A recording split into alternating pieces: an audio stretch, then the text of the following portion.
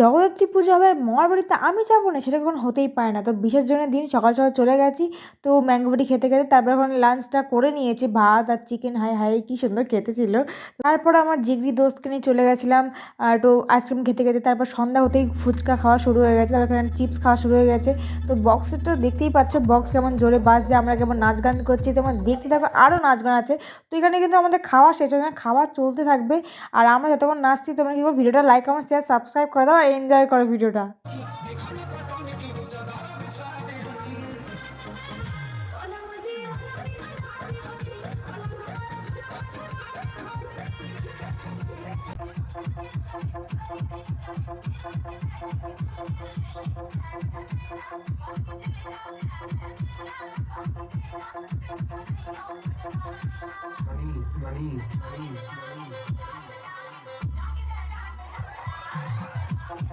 তো তোমরা কারা কারা আমার মতন ফাটিয়ে মজা করেছো আর মজা করতে পছন্দ করো কমেন্ট করে জানিও।